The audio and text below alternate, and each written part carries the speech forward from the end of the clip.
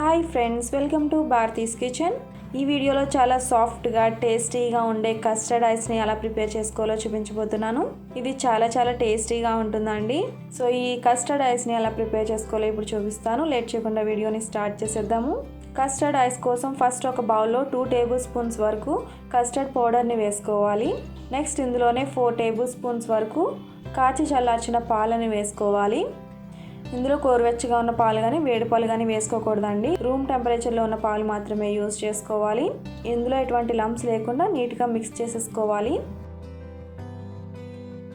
ఇలా మిక్స్ చేసుకున్న తర్వాత దీన్ని పక్కన పెట్టుకుని ఒక సాస్ ప్యాన్లో 2 కప్పుల వరకు కాచి చల్లార్చిన పాలని వేసుకోవాలి. వేడి పాలు వేసుకున్నా పర్వాలేదండి. 2 కప్స్ అంటే 500 ml పాలు అండి, అంటే 1/2 లీటర్ పాలు అనమాట. నెక్స్ట్ 4 టేబుల్ స్పూన్స్ వరకు షుగర్ని వేసుకోవాలి. మీరు నార్మల్గా కన్నా కొంచెం తక్కువ స్వీట్ తినే వాళ్ళు అయితే 4 టేబుల్ స్పూన్స్ వరకు షుగర్ అయితే సరిపోతుందండి. కరెక్ట్ క్వాంటిటీ అయితే 6 టేబుల్ స్పూన్స్ వరకు పంచదారని వేసుకోవాలి. కానీ మీరు ఇంకా స్వీట్ ఎక్కువ తినేవారైతే 8 టేబుల్ స్పూన్స్ వరకు పంచదారని వేసుకోవాలి.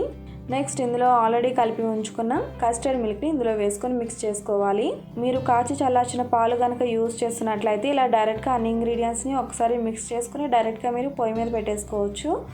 లేదు మీరు పచ్చిపాలు యూజ్ చేస్తున్నారంటే పాలు మరిగిన తర్వాత మాత్రమే కస్టర్డ్ మిక్స్ని వేసుకోవాలి. పంచదార బాగా కరిగేంత వరకు కూడా ఇలా మిక్స్ చేసుకుని స్టవ్ మీద లో ఫ్లేమ్లో ఉంచుకొని కుక్ చేసుకోవాలి. పంచదార పూర్తిగా మెల్ట్ అయిన తర్వాత మాత్రమే మీరు ఇలా స్టవ్ మీద పెట్టుకొని కుక్ చేసుకోవాలి. స్టవ్ మీద పెట్టిన తర్వాత ఇది కుక్ అవ్వడానికి ఎక్కువ టైం పట్టదండి. 5 మినిట్స్లో మీకు ఇది ప్రిపేర్ అయిపోతుంది. సో మీరు ఇలా కంటిన్యూస్గా మిక్స్ చేస్తూనే ఉండాలి. ఏమాత్రం మిక్స్ చేయకపోయినా మీకు లంప్స్ కింద ఫామ్ అయిపోతాయి. ఇలా మిక్స్ చేస్తూ ఉంటే మీకు కన్సిస్టెన్సీ ఇలా చిక్కగా అవుతూ ఉంటుంది. సో చూసారు కదండి, ఈ కన్సిస్టెన్సీ వచ్చేంత వరకు కూడా మీరు లో ఫ్లేమ్లోనే ఇలా మిక్స్ చేస్తూ కుక్ చేసుకోవాలి. ఇది ప్రిపేర్ అయిపోయింది. ఇది చల్లారేంత వరకు కూడా రూమ్ టెంపరేచర్లోనే ఉంచేసేయాలి.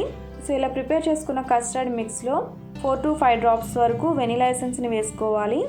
వెనిలా ఎసెన్స్ వేయడం వల్ల మంచి ఫ్లేవర్ వస్తుందండి. అందుకని కొద్దిగా వెనిలా ఎసెన్స్ని వేసుకుని బాగా మిక్స్ చేసుకుని చల్లారేంత వరకు కూడా రూమ్ టెంపరేచర్లోనే ఉంచేసేయాలి. ఇది బాగా చల్లారిన తర్వాత ఐస్ మౌల్స్లో వేసుకోవాలి.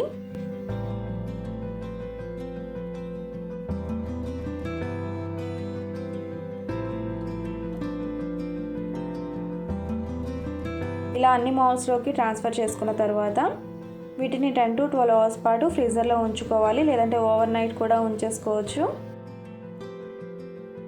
నెక్స్ట్ 1 నైట్ తర్వాత ఈ మౌల్స్ని ఒకసారి వాటర్లో డిప్ చేసి కానీ లేదంటే రన్నింగ్ ట్యాప్ వాటర్ దగ్గర పెడితే మీకు ఈజీగా ఈ ఐస్ని డిమాల్ట్ చేయడానికి వీలుగా ఉంటుంది. సో మీరు ఒకసారి రన్నింగ్ ట్యాప్ వాటర్ దగ్గర పెట్టి తర్వాత మీరు ఈజీగా డిమాల్ట్ చేయండి.